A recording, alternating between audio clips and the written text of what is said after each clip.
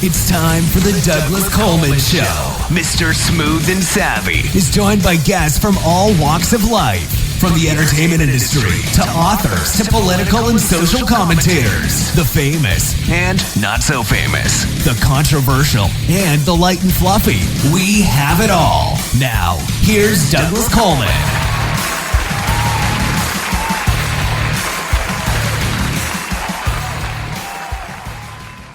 Okay, please welcome to the Douglas Coleman Show, Anna Jay Walner. Hi, Anna. How are you? I'm great. Thank you. How are you? I'm doing fine. Thank you. Thank you for coming on the show. So you're Thanks for having me. Pretty famous author, I think. Yeah? I was looking at your social media and looking at you. You've got a lot of followers. And how many books have you written? I have written, I have 3 books that are published. The 4th is available for pre-order, and there are 2 more on the way. Okay. How did you get started writing? Is this something you've always been doing, or were you doing something else in your life and then just woke up one morning and said, I'm going to be an author, and just started writing? Kind of. Kind of? But I've always been fascinated by literature, and growing up having social anxiety and being one of those kids who had their nose stuck in a book constantly, reading well above where I should have been. I stole Valley of the Dolls from my mom's closet in 6th grade. And I think my love of literature just really awoke something inside of me the older that I got. And I've been in the oil and gas industry for, the past 5 years or so. And this idea came to me, and it wouldn't leave me alone. And I started writing, and that was really the genesis of my path as an author. Well, I've had this conversation with other authors, and I'm always interested in getting opinions and different responses to it. But it seems to me that the more you read, or the more prolific of a reader one is, the better they tend to be when they start writing. Now, I have yet to find an author who says, no, I don't like to read. I have never heard that. I've never heard authors say, no, I'm not much of a reader. They always go hand in hand. Would you agree with that?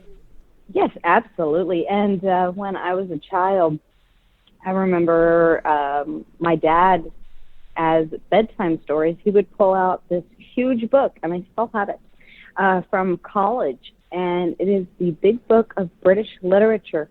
So while other children were getting bedtime stories, I was listening to sonnets by William Butler Yeats, John Keats, Samuel Taylor Coleridge, and then, as I said, my love of literature just grew, and I expanded my taste in genres past, just kids' books.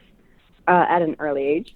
And then, I think that it's essential for you to read, and then, eventually you say to yourself, I can do this too, because I sometimes go about my day and narrate my day as I'm doing things. And that sounds weird, but that's just part of my voice as an author. Is very simplistic. It's very character driven, and it's succinct when I write. So it's almost like I'm writing to a friend. The reader is my friend. Well, that's very interesting. So how old were you when your father was reading you the best of British literature? I still remember going to Colorado on a trip with my sister, and we were in a Honda Accord, and from Texas to Colorado, that is a long trip. And you get into these fights with your siblings, of course, And the coffee game was never one that she was brave enough to take on with me, because I had the opening stanzas to Kubla Khan memorized. Oh, So in Xanadu to Kubla Khan, a stately pleasure dome decree, where out the sacred river ran, the caverns measureless to man, down to a sunless sea. And she couldn't copy it, so she didn't even try and go there. But yeah, I would say really young. I still have some of those memorized, obviously. Well, I just had a funny vision while you were telling me that story about, like, I don't have any children, but if I had very young children, I mean, the best of British literature, okay, maybe, as opposed to Curious George and the Man with the Big Yellow Hat, which is what I got when I was a kid. Right.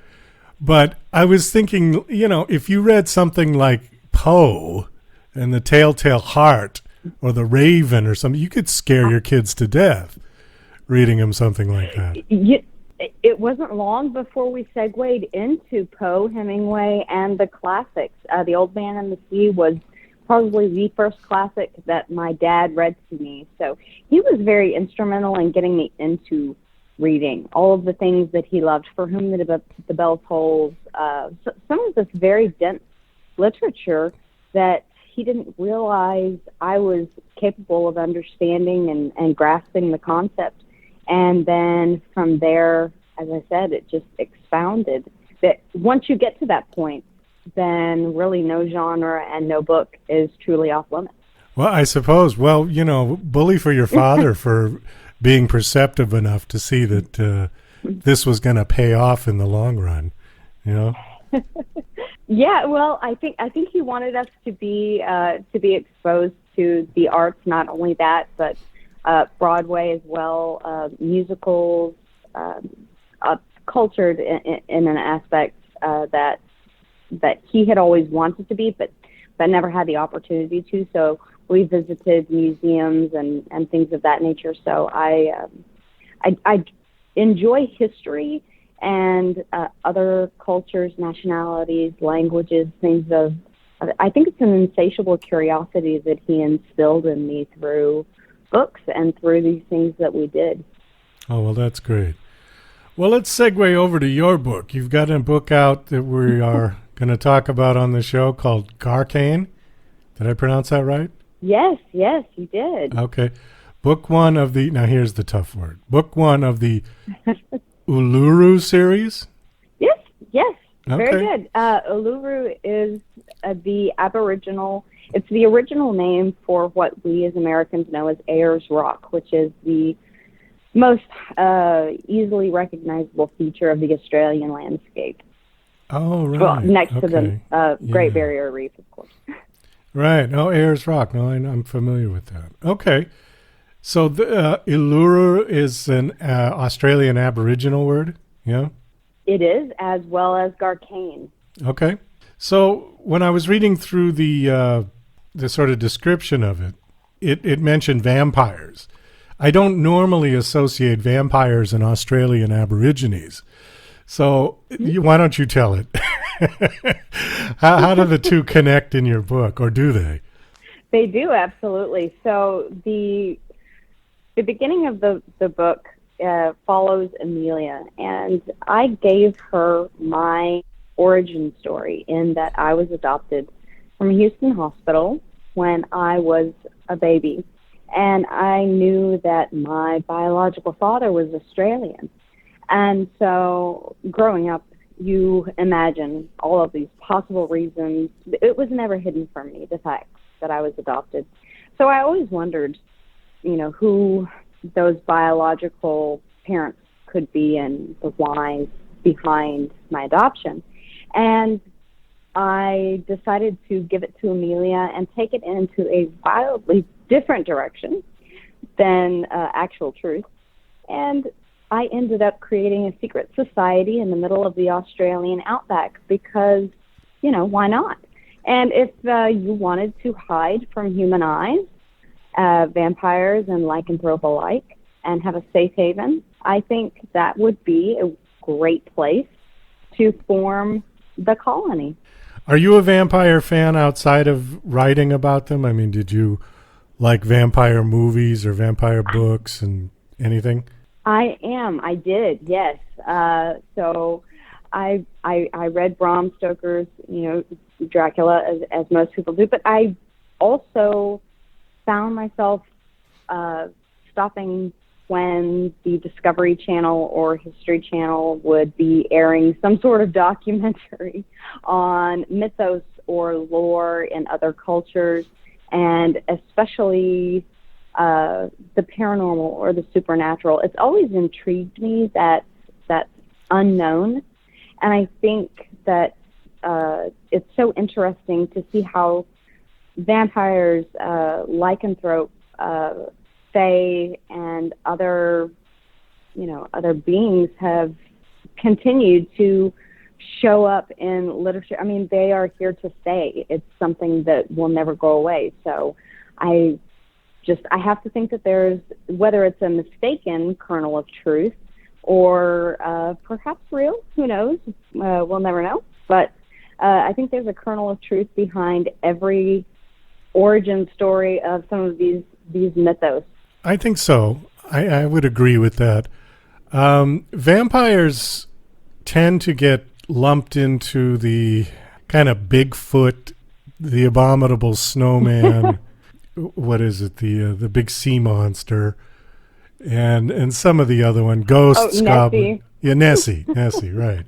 The Loch Ness, that's the one I was thinking of. Yeah. And right. But I don't know, there seems to have been a lot more literature and films made about vampires than any of the others. I think it's the way that they're portrayed specifically in the books and movies and literature as a romantic interest and as being sensual and alluring. And at the base of all essence is, in fact, blood. So that is, a very carnal sort of theme that is always associated with them. And so I think for that reason, it's kind of, it's made them attractive, and people find them attractive and want to read about them and view them as attractive and dangerous slightly. You're right on that, because for all the portrayals of vampires and things, and my knowledge of it is limited, but they're very sort of, I don't know, sexual, passionate in the way that they sort of seduce the woman to come in, and the virginal bride kind of thing. There's nothing particularly sexy about Bigfoot, at least not to most people. No. I think. Or Nessie. I would have to agree with you. Yeah. I would have to agree with you there. Yeah. Okay. Well, I can see that. Are you familiar with a show called Dark Shadows? I am. It's I do know that they did a remake of the movie with Johnny Depp not very long ago. I've not watched it. I was more of a Twilight Zone kind of girl growing up. Oh, okay. And that was the one show that I could stay up and watch on Nick at Night. It's whenever Nickelodeon would turn into Nick at Night. They didn't have separate channels back when I was growing up, but after a certain hour, it turned into Nick at Night. So they had some of the older shows on there, and Twilight Zone, Dragnet, Get Smart. I was allowed to stay up late to watch those. Okay. So, well, the reason I bring up Dark Shadows. The reason I bring up Dark Shadows is a friend of mine was one of the stars of that show. Her name's Catherine Lee Scott. She's a pretty famous actor and author at this point. And she kind of turned me on to it. I mean, as a kid, I remember it, but I didn't watch it. But years later, when I met her, and she said, "Oh, they're all out on DVD, or you can find them online on Netflix streaming and everything." So I started watching them, and I got completely hooked. And they did over 1,000 episodes. I mean, the thing went on forever. Wow! But it was really unique for its time, because it was the only soap opera, and it was done like a soap opera, that had vampires and ghosts and magic spells and witches and all kinds of stuff. when most of them were dealing with, a hospital or, just these people in some suburban town, right? There was nothing particularly unusual about it. So she turned me on to it. And so if you ever get a chance, you could check it out. She was one of the stars of the show, and she played 3 different characters because they also time traveled in certain seasons, and they would go back, 200 years and they would be playing like one of their ancestors. I suppose the storyline was that vampires don't age. So Barnabas Collins, who was the main character, the main vampire, was something like 300 years old. So it was pretty cool. It was pretty neat the way they did it. They did it very seriously. They also did it live, which took an amazing amount of work. Wow. They did it more like a theatrical production that was just broadcast live on television. So pretty impressive, I think. Yeah, I think my first experience and my first crush on a television vampire would be Kindred the Embraced. Now, not a lot of people know about this show because it only ran for a little less than a full series or a full season, and it was on Fox at the same time Millennium was. Now, a lot of people will remember Millennium. Sure. Yeah. But Kindred the Embraced came out at the same time as based on a role-playing game, an RPG game that is still around to this day by White Wolf Media. And they made it into a television series, but it was considered too dark for TV. And then they came out with Millennium the next year. But but I have all of those on DVD, and that was my first vampire crush. And I don't even remember Julian was his name in the series, but I'm failing to remember the actor's name. So I think maybe that started it all. There you go, right there. Oh, well, okay. We just figured it out. Sometimes it's those shows that don't quite make it that are really, the diamond in the rough. There have been other shows like that nobody's ever heard of. But if you do manage to find it, you're blown away by how great it was. Right. I just think that it missed its time, and then we moved into the, that was 1999, and then very shortly after that, then we started the Twilight era, and then the Vampire Diaries era. So it was, vampires had their time, and it just kind of missed it. But it's done so differently than anything that I've ever seen that it really did captivate my attention, that series, and I'm sorry that it never got picked back up. And Buffy the Vampire Slayer, of course. Yeah, that one I've heard of. Who wasn't in love with Angel? What girl was not in love with Angel? Well, Anna, we do have to wrap this up. Unfortunately, our time is up. Do you have a website that you want to give out? Personal website or one for your book or both? Absolutely. I am. You can find the Uluru Legacy. It is widely distributed. But the website is AnnaJayWalner.com. Very easy to remember. It's just my name.com. Okay, great. How long has your book been out, the latest one? It released June 22nd, and the second in the series will be releasing November 2nd of this year. Great. Thanks so much for coming on the show. This was fun. Nice talking to you. Nice meeting you. Thank you for having me. Best of luck with the book. A pleasure. Thank you. You're listening to Mr. Smooth and Savvy right here on the Douglas Coleman Show. We'll be right back after these commercial messages. Douglas Coleman's Don't Do a Podcast is a dryly humorous rant about Douglas's pet peeve, the unrelenting torrent of podcasts hitting the web on a constant basis. As technology has put podcasting within the reach of anyone, many wholly unqualified people have taken the plunge. This witty polemic tries to persuade them from broadcasting their drivel using Douglas's brand of sarcastic humor. Now on Amazon, only 99 cents. DJC Music and DJC Productions are pleased to announce a brand new website. We have started a listing website for radio show hosts as well as potential show guests. This is a meeting site where hosts and guests can come together. Show hosts can list their show and types of guests they're interested in booking. Potential guests can list their talents, bio, accomplishments, or anything they feel makes them an interesting radio show guest. There are no recurrent payments, only a one-time $5 listing fee. Your listing will stay up until you decide to cancel. Previous guests of The Douglas Coleman Show are welcome to submit their guest listing free of charge. Go to radiohostsandguests.com. That's radiohostsandguests.com.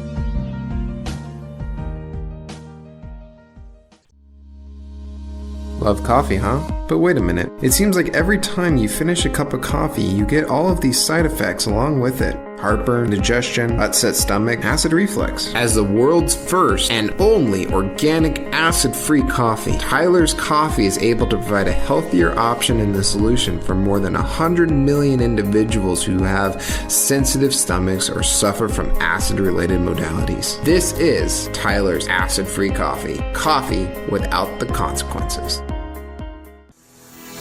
Hi, this is John Morgan, production supervisor for DJC Productions. You're listening to The Douglas Coleman Show.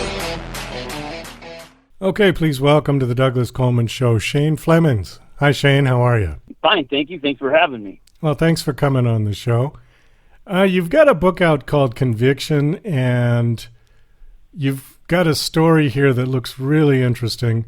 Why don't you just tell it, and then we'll talk about your book a bit and maybe talk about the prison system in general. But give us your story. Tell us what happened. Well, when I was a kid, I started fishing. I was fond of a fishing pole, and I liked going to catching worms, and well, I should say digging for worms and catching grasshoppers and all that. We lived on a farm, and that was where I learned that I love fishing more than others. So as soon as daybreak hit, I would be down the road at the water, which I don't recommend. You know, being 4, 5, 6, 7 years old by yourself at the water is not a good idea. And I would get in trouble when I got home. I wouldn't eat all day. I would just go fish. Well, later on in life, that's what led me to the Bering Sea. So I went out and started salmon fishing at first, and that's where One Eye comes in play, where I met him lots of times. He was a sea lion that tried to get me one day. That's when I first hit Kodiak, Alaska. No, anyways, I fished for years, and I was on a boat. It was a highline boat, which takes years to accommodate sometimes for somebody that's never fished to get on a boat like that. Sometimes, you know, you can get your way in there, but I was definitely not a local, and I had to work my way. So anyways, I was on the boat, and little did I know that Alaska was ranked number 1 for disappearances, and it was because, you know, if you're out fishing with, you know, a couple guys and they just realize, hey, you know, you got 30,000, he's got 30,000, he's got 30,000, and not everybody's honest. Not everybody has the same mentality. Hey, you know, you go your way and I'll go my way. They will throw you over the boat and take your money. Well, that's part of the disappearances in Alaska, because they are ranked number 1 in the nation for that, per capita. So anyways, we get in a fight on the boat. The guys were on drugs, guaranteed. They took toxicology reports. They proved that. And they said I wasn't going home. And I said, I'm going to go home. And they're like, no, our friends are, and I was like, no, I came a long ways. I'm going to go home. Fight broke out. The judge knew the victim's dad. They were best friends, and I ended up doing 10 years in prison. So the time that you did in the whole incident sounds to me like self-defense. But because the system was corrupt and the guy knew the judge, they put you away for it? Well, so yes and no. I can't say I was perfect. No, I'm not like that. I mean, I definitely did not do it just because. Was I innocent? Yes. Was I threatened? Yes. Did the judge know the victim's dad? Yes. They're best friends. They hunt, they fish, they did all this stuff together. Was I in a corrupt system? Alaska's ranked number 2, I believe, in the nation for corruption. There was a huge article about the guards. There was money laundering scams. So I didn't know that, though, at the time. But I did know that the judge knew the victim's dad when I went to open sentencing. I knew it then, and then I watched everything kind of go down. One of the victim's brothers told me, Shane, you don't have a chance. And I go, why? He goes, because the judge and his dad are best friends. I was like, oh, great. So that's just how it went down, and I did 10 years, and I made the best of a worse situation. I mean, we did really well, though. A lot of the guys did really well. I was proud of them. Did the guy that you assaulted, did he die? No. Matter of fact, the Coast Guard, because we were in the ocean when this happened, when the fight happened, I was cut a little bit, and I don't want to say I was cut. I was traumatized. I should say that.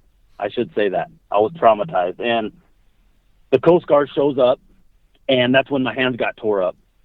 So the Coast Guard lands on the boat from a helicopter. He comes down on, the line, and him and I start talking. I go, the guy's in the galley. I go, he's bleeding. And he's like, can you help me? I go, of course. So I literally was holding the line. That's when I got my hands tore up. And so we're in the ocean. We were probably in 3 or 4 foot swells. And the cage, which we loaded the guy up on the cage, we tied him down. The Coast Guard actually did the straps. And then he's like, hold this. So I started holding the line, and it started going up. And that's when my hands got really messed up. So I was literally helping the guy. And so nobody died. It was just one of those circumstances that, even their friends, some of their friends told me I should have thrown them over the boat, but I'm not like that, obviously. And it was scary. I mean, it was super scary. You fight for your life. You're afraid for your life, and you do time for it. I mean, it is what it is. How old were you when this happened? It was back in 2008. I don't really remember what year or how old. I mean, I'm 46, so whatever 2008 is. So you were in your 20s, yeah? Late 20s, maybe? Yep. I think I was in my 30s. I think I was early 30s, if I can remember right. Okay. Because it was in 2008. Yeah, I know. I'm trying to do the math in my head. Okay, this is like 13 years ago. All right. So I'm 46, so yeah. You're 33. 30. Yeah. So you got sentenced to how many years did you serve? Well, the judge gave me 19 with 9 suspended, which I was in there with people that did a heck of a lot worse. And I don't want to say worse because what happened was bad. Okay, I'm not one to gloat about what happened. There's most of the guys in there. I mean, they definitely like to tell their stories. I was saddened. I mean, I lost my family, lost my kids, all that. At the same time, I just didn't do it, out of anger or anything. It was scary. And I think it was more disturbing that my family came up to see this court hearing, and they decided not to have the court hearing that day. And we waited. I mean, it was like on calendar. There was no reason to hold back. And once they got there, they postponed it. Then they sent my family back. And then I got in with the brother. And that's when I found out that the judge and the dad were best friends. I was like, that's why. So they didn't get to see the court hearing. And then he definitely gave me more time because, I mean, his exact words were, you're an outsider. I'm going to make an example out of you. I'm like, example out of me? I go read my reports. All I want to do is go home to be with my family and kids. I understand that, this happened. We didn't tell him that he was on drugs, though. Why my attorney, I don't know. But I think there was obviously, issues at the beginning. I mean, the judge shouldn't even have been up there. So I'm still kind of sad about that. But you know what? I went to prison. I learned a lot. I got my schooling. I did classes, wrote a book while I was in there. So, there was a lot of positive things at the same time. Well, it's nice to hear that there is a chance for people to turn their life around in prison, because oftentimes we hear the recidivism rates, and we've all seen the movies of prison life, and a lot of it is real Hollywood glam stuff. But I've talked to other people who have served hard time, and they said, there's certain movies that they said, oh yeah, that's really what it's like. But a lot of times people, they just don't get any better in there. That rehabilitation is not, it's a myth. But I think it can be true depending on the people. Would you agree with that? Yes and no. But I went through the prison system, okay? And I was moved 20-something times, which... Wow. Obviously, I was probably one of the most moved inmates in the history of Alaska, but they said I did too good. Now, with that said, I met guys that were in programs that taxpayers pay money. You just said recidivism, which is a huge problem in the U.S. And then Alaska, once again, is ranked I believe they're ranked number 2 in the nation for this, but they're also ranked number 1 or 2 for being given money from the government at the same time. So with recidivism, as you said, for instance, you're paying a percentage of your taxes for this class, and I'm just throwing this out there because it's not just me. So you're paying taxes for drug and alcohol class, okay? And all the taxpayers' money are going to this class. Well, the state gets, or the government passes it down to DOC, Department of Corrections. Now, Department of Corrections decides where this money goes, even though it's supposed to go directly to that. It doesn't go there. So now your class that you just paid buku bucks for, a guy's in there. He's taking the class. He's trying. He's sober. He's doing everything, and they move him out. And they pass him on down the line. Hey, well, somebody else needed it more than you, whatever it is. I literally have seen guys taking these programs that are being funded by the taxpayers, and they're almost done graduated, so when they get out, they have something to do. So they have, like culinary arts. It's a class that's given by the state of Alaska. I know there's other states that do the same. How they run it, I don't know. I just know of Alaska's. And they get, the prison gets a certain amount of money for this person to take this class. So this guy's in class. He's almost graduated. He's been in for years. He's almost ready to be a cook, and he's got another year, and he's out. He can go get a job somewhere, and they'll move you. All of it is gone. So all those years that he was in it, all that money, without getting in trouble, without doing anything wrong, they will move him. He's got to go to another prison, and now he starts at the very bottom of the list. Well, that doesn't seem fair. So then well, it's unethical. I mean, your taxpayers' money are being used for not the right reasons. Okay, you said that you were moved like 20 times, and then other people were moved just before they finished their class. Why would they need to be moved? I mean, why were you moved 20 times? Some of the times, not every time, but a lot of the times it was because I was pushing paperwork. So once I was in the system for, I think it was like 4.5, 5 years, I was eligible for release under their codes and stuff. So throughout, I didn't know this though, but I was writing cop-outs. So these are our communications. So if you're locked up, and if you want to go talk to Sergeant Hinkle or Sergeant Joe, you got to write this cop-out. You got to put your OPSIS number, which is the number that they give you. You're just a number. And you write your name, you write your number, and you write to Joe or Jose or whoever the correctional officer or staff you want to talk to. You put their name, and you write what you want to talk about. For instance, I need a job, which is common for us. When we're in, we want to do something so we can be productive and try to work and become better members of society. That's what they teach you, right? Right. So for me to get a job in the kitchen, I got to write a cop-out to the kitchen. So I'm asking, can I please get a job washing dishes or cleaning tables, whatever it is, to get my foot in the door so I can maintain a job, because that's kind of protocol. It pays your child support and blah, blah, blah. So that's part of transitioning back into society, to work, right? I mean, isn't that what we want these guys to do when you get out? Go to work, put an application in, get a job, love your kids and family, get an apartment, whatever it is. I mean, that's right. basic. Just say if I got a job, which this happened many times, I had a job and they will move me because I started pushing paperwork. I started digging in. I was in years, and I was ready, and I was like, why don't you just let me out on ankle monitoring? I've done everything you said. I've listened to what the judge told me. I said, and then I started pushing the beginning of court. So I started pushing what the judge said. I would hand them exact words from what the judge said. I would hand them my pre-sentence report. I would push that to the PO. I go, if you look at this, it shows that I'm eligible. So they would move me. once you get moved from that place, after I was in there, established a job, I was going to classes, I did everything the judge tells you to do.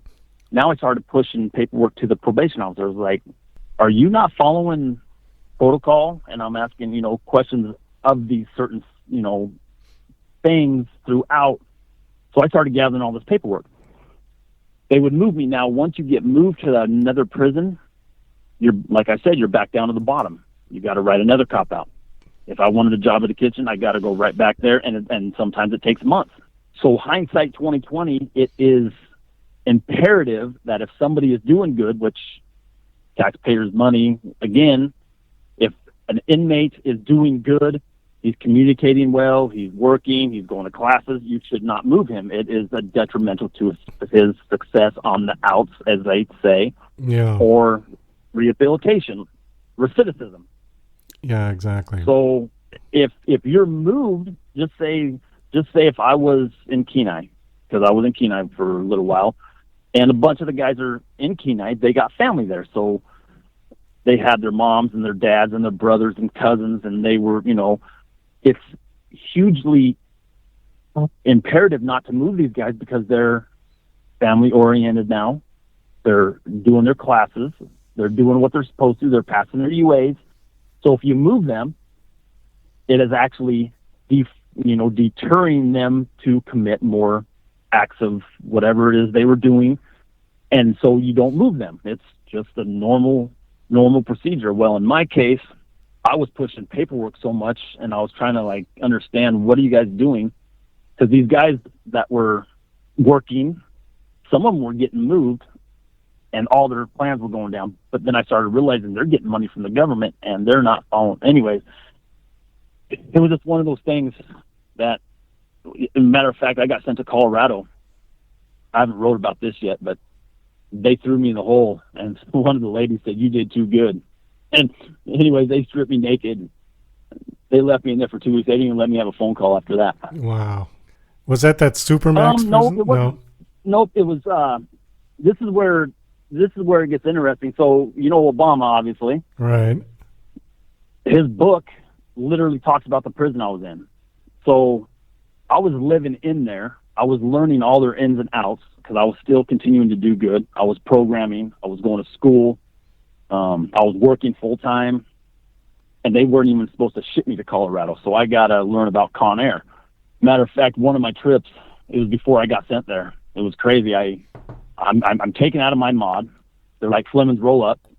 I'm in Seward, Alaska, the maximum security prison in Alaska. I'm like, where am I going? My family's supposed to be there in 2 weeks, which they knew. And it was technically under their laws that I wasn't even supposed to go to Colorado. But anyways, they're like, you're going to Colorado. All the phones get shut off. I'm like, oh, this is great. So they get me all the way into the bus. They load us all in vans, hundreds of us. We're all getting shipped to Colorado. There's too many people in Alaska. So they're sending us out of state, and which is huge, huge, huge money. So I'm in the last van.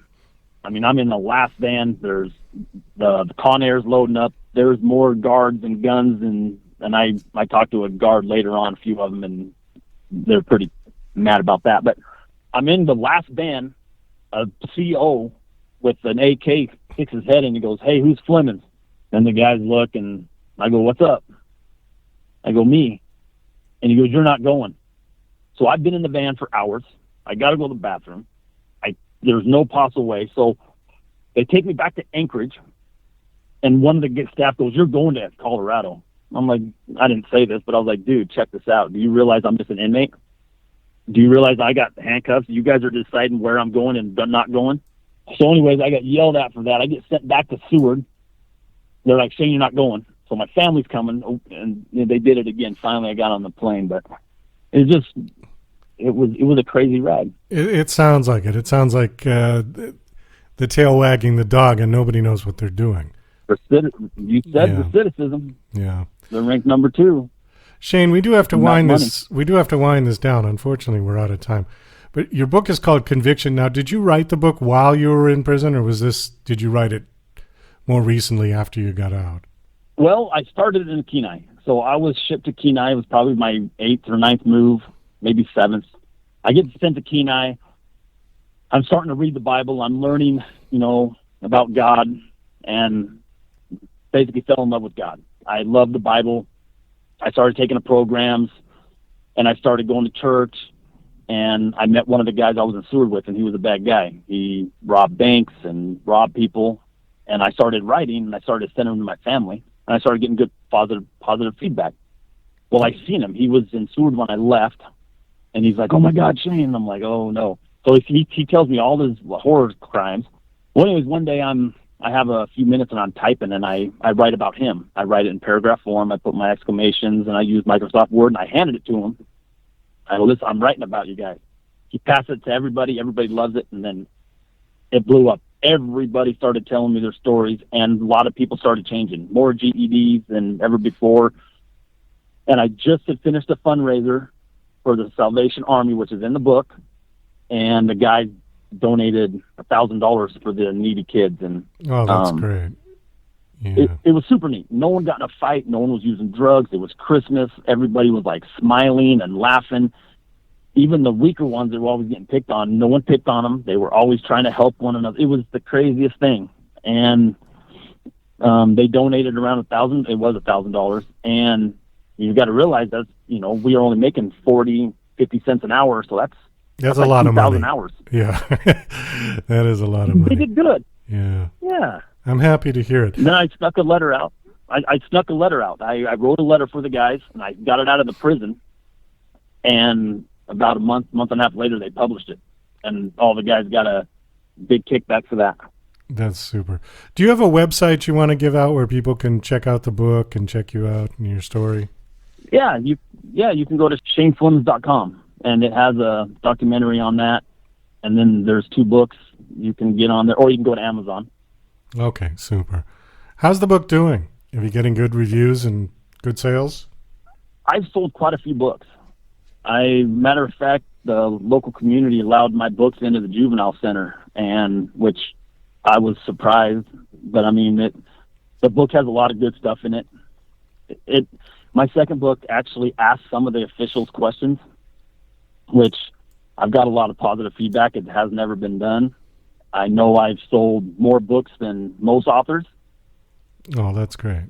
That's fantastic. Yeah, it's a blessing. Yeah. It's a blessing. Well, thanks so much for coming on the show. We do have to wrap this up. Best of luck with everything you're doing, and I'm glad things turned around. It's nice to hear a good story come out of a bad story. It's always very encouraging. It was a tough ride, and I appreciate your sympathy